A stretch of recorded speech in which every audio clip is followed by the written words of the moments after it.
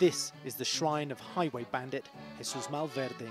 Mexico's narco traffickers have adopted him as their patron saint. It's an uncomfortable reputation for those who run this chapel in Culiacan, stronghold of the Sinaloa cartel. But they put the best spin on it. People don't just ask for help with illegal things, says curator Jesus Gonzalez. They ask Malverde to protect their families and don't just ask him for help narco-trafficking. Rosario Pacheco says he's repaying a favor to the villain with the matinee idol looks. He's lighting 9 candles, bringing flowers, and paying $100 an hour for a trio of cowboy musicians, out of the price range of many ordinary Mexicans.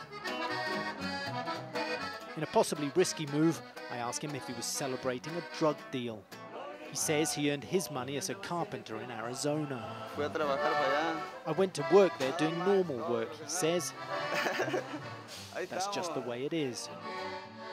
I ask the accordion player if he recalls ever striking up a tune for Malverde worshipping narcos. I don't know anybody like that, he says, and anyway, if I did, I wouldn't be telling you.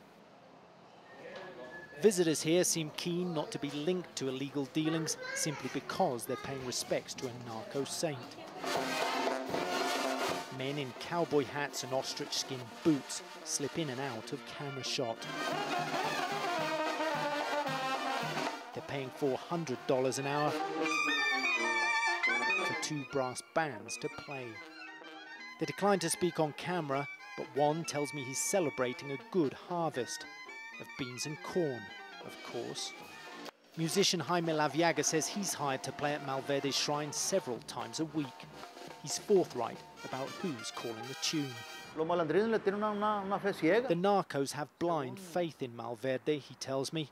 If they have a good harvest or cut a good deal, then they pay for several hours of music, light candles and bring flowers. In another Culiacan neighborhood, another cult has taken root. They call this grim reaper skeleton Holy Death. The faithful leave offerings of cigarettes and tequila, even lines of cocaine stuffed into the skeleton's nostrils.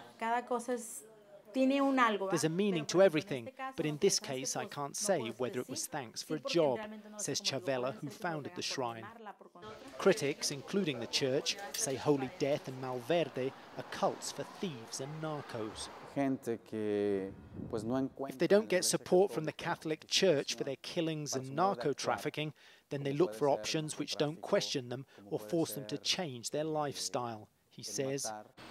As you stroll in Culiacan's graveyards, you understand why the living grasp at any superstition that could help them live a little longer. The human toll of the drug war has been devastating. Through the windows of elaborate mausoleums, the faces of wealthy victims stare back, cut down, the newspapers say, by hitmen. Gravedigger Jesus Gaston says most of the recent burials he's seen were young men killed in cartel vendettas. It's just about time before they kill you. Somebody's gonna come back for you, yeah. And they're gonna know. Somehow, some way, they'll catch you. Take this grave, Jesus Parra, known to family and friends as Lupito. A cousin told me off camera that Lupito loved his life as a gunman.